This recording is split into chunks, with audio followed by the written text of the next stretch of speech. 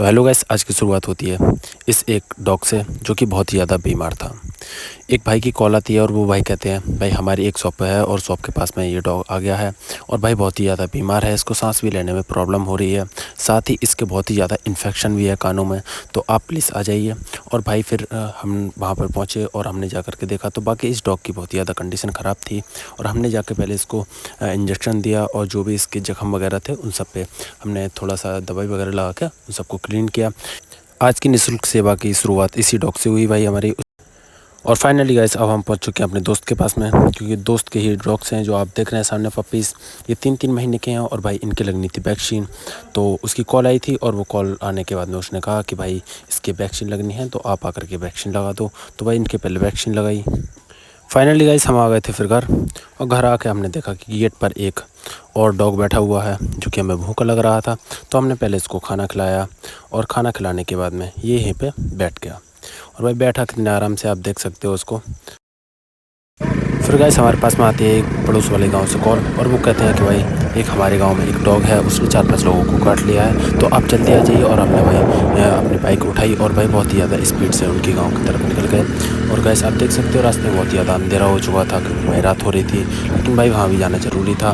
तो finally guys हम उनके गाँव में पहुँच चुके थे, लेकिन भाई हमें उनका एड्रेस नहीं पता था। तो हमने वहाँ पर जाकर के पहले देखा कि भाई कहाँ पर उनका घर हो सकता है। उसके बाद में फिर हमने जैसे उनको कॉल की और कॉल करने के बाद में उन्होंने बोला आप सीधे चले आइए, मैं आगे खड़ा मिल जाऊँगा। और फाइनली गाइस हम पहुंच चुके हैं उनके बिल्कुल घर के पास में ही, और ये सामने खड़े हुए एड्रेस बता रहे हैं कि भाई वो सामने के घर में हैं और वो अपने लड़के से कह रहे हैं कि भाई इनको घर दिखा दो। तो उसके बाद में हमने इनके घर पे देखा तो भाई किवाड़ें लगी हुई थी।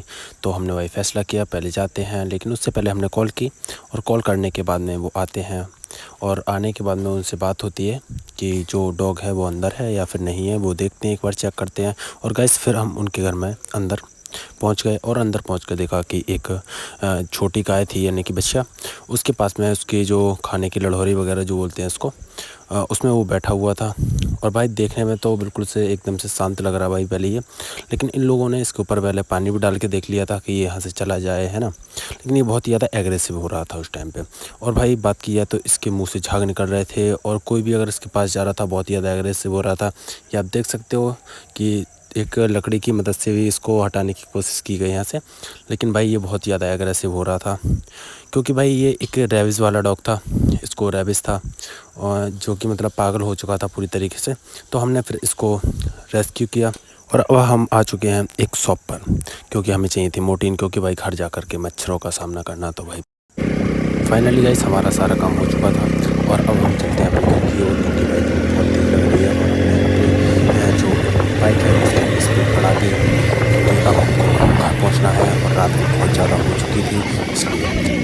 तो फाइनली गाइस अब हम आ चुके हैं अपने घर और हमने घर आके देखा कि भाई यहाँ तो पूरा का पूरा लड्डुओं का भंडार है और इन सब की सिक्योरिटी की जो जिम्मेदारी है वो है हमारे बड़े भाई पे। ये आप देख सकते हो सामने बड़े भाई बैठे हुए हैं, ये इसलिए बैठे हों कोई भी एक भी लड्डू चुरा ना पाए। तो मिलते हैं अगली वीडियो में।